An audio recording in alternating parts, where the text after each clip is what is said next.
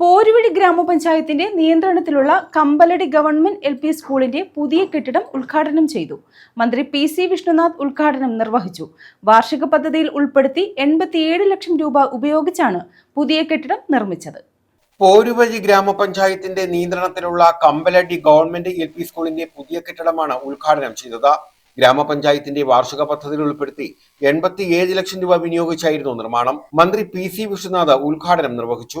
ഇന്ന് സ്കൂളിന് അവധിയാണ് എന്ന് പറയുമ്പോൾ കുട്ടികൾക്ക് വിഷമം ഉണ്ടാകുമ്പോഴാണ് വിദ്യാഭ്യാസം വിജയിക്കുന്നത്. ഇന്ന് സ്കൂളിൽ പോകാൻ കഴിയില്ലല്ലോ, ഇന്ന് സ്കൂളില്ലല്ലോ. സ്കൂളിൽ പോകാൻ അവൻ ആഗ്രഹിക്കണം, ഇഷ്ടപ്പെടണം.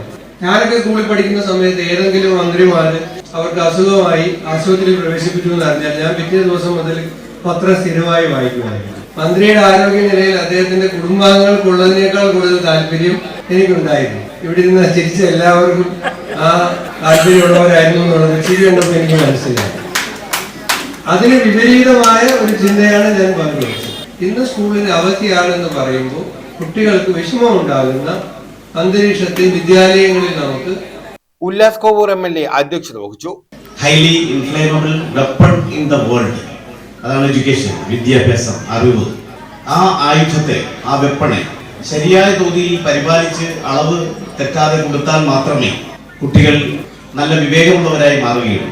പുതിയ കാലത്തിന്റെ തിന്മകളെ ലെവലേശം തൊട്ടു തീണ്ടാതെ നന്മകളുടെ ലോകത്ത് മാത്രം ജീവിക്കാൻ, വിഹരിക്കാൻ പൊതുവിദ്യാലയങ്ങളിൽ പഠിക്കുന്ന കുട്ടികൾക്ക് കരുത്തുള്ള എന്നുള്ളത് യാഥാർത്ഥ്യമാണ്. PWD building division AE Manju report അവതരിപ്പിച്ചു.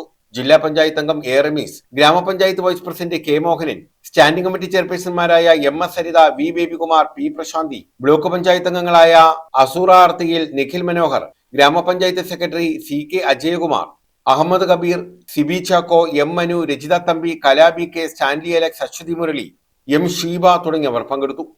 News bureau, Sasthamkotta.